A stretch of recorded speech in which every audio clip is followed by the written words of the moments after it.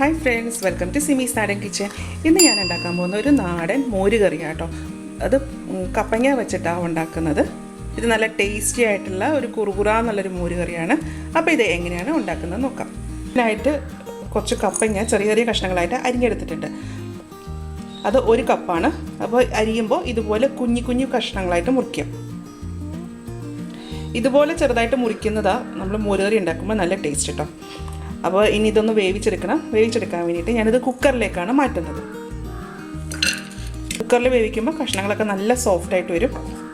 കപ്പങ്ങയ്ക്ക് ആവശ്യമുള്ള ഉപ്പ്, ഇതിലേക്ക് 1/2 കപ്പ് വെള്ളം. ഇനി ഇത് നന്നായിട്ടൊന്ന് വേവിച്ചെടുക്കാം.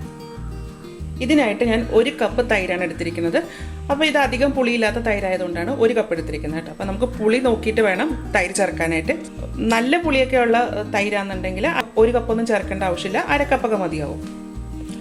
ഇനി ഇതിനൊരു അരപ്പുണ്ടാക്കണം. അതിനായിട്ട് 1/2 കപ്പ് തേങ്ങ,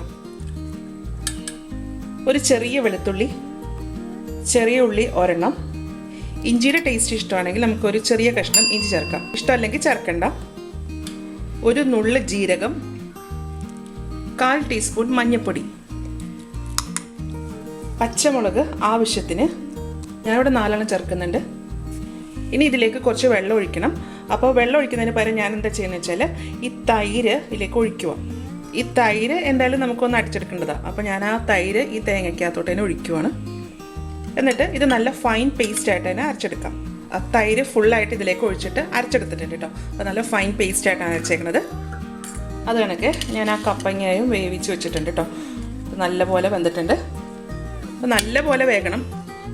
ഇത് ഞാൻ എങ്ങനെയാണ് വേവിച്ചതെന്ന് വെച്ചാൽ ഫുൾ ഫ്ലെയിമിൽ 2 വിസിൽ കൊടുത്തു. അന്നേരം ഇത് നന്നായിട്ട് വെന്തു. നല്ല സോഫ്റ്റ് ആയിട്ടാണ് വന്നിരിക്കുന്നത്. ഇനി ഇത് നമുക്കൊരു പാത്രത്തിലേക്ക് മാറ്റാം. ഞാനിത് ചട്ടിയിലേക്കാണ് ഒഴിക്കുന്നത്. അപ്പോൾ നമ്മൾ മോര് കറി ഉണ്ടാക്കുമ്പോൾ ചട്ടിയിൽ ഉണ്ടാക്കാം കേട്ടോ. അപ്പോൾ നല്ല ടേസ്റ്റാണ്. ഇനി ഇതിലേക്ക് ഞാൻ അരച്ചു വച്ചിരിക്കുന്ന അരപ്പും കൂടെ ചേർക്കുക. ഈ ബൗളൊന്ന് കഴുകി ഒഴിക്കാം. ഞാൻ ഈ മിക്സിയുടെ ജാറിലേക്ക് ഒരു 1/4 കപ്പ് വെള്ളവും കൂടെ ഒഴിച്ചിട്ട് ഇതിലേക്ക് ഒഴിക്കണേണ്.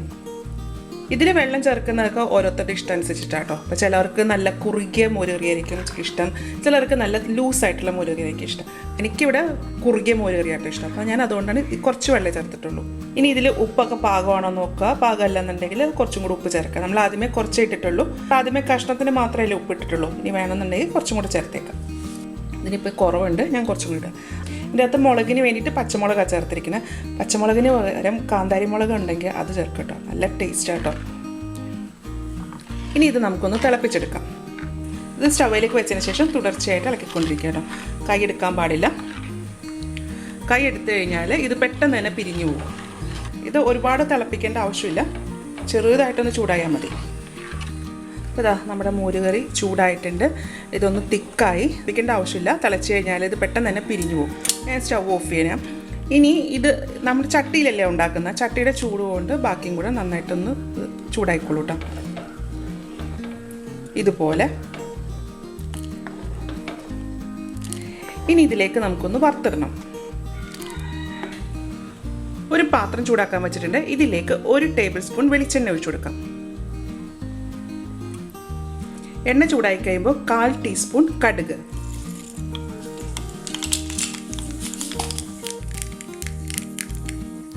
1/2 ടീസ്പൂൺ ഉലുവ,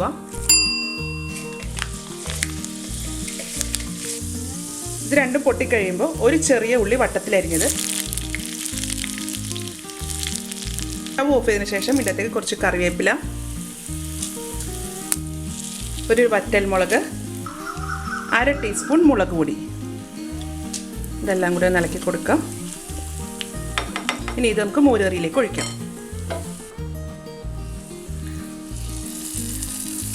മുളക് പൊടി ഇങ്ങനെ നമ്മൾ ചേർക്കുമ്പോൾ കറിക്ക് കാണാൻ നല്ലൊരു ഭംഗിയായിരിക്കും.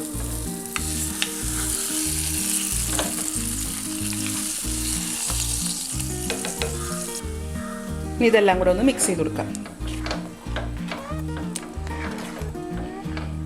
ഇനി ഇതൊരു 5 മിനിറ്റ് നേരത്തേക്ക് ഒന്ന് അടച്ചു വെക്കാം.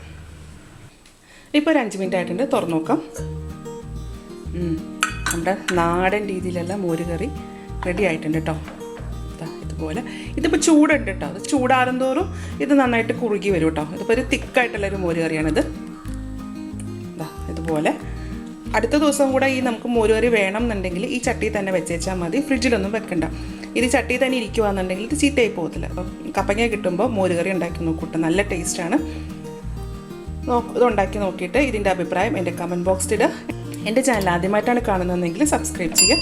വീഡിയോ ഇഷ്ടമായിരുന്നുണ്ടെങ്കിൽ ലൈക്ക് ചെയ്യുക, ഷെയർ ചെയ്യുക. അപ്പോൾ ഇനി അടുത്ത ദിവസം അടുത്ത റെസിപ്പി ആയിട്ട് കാണാം. താങ്ക്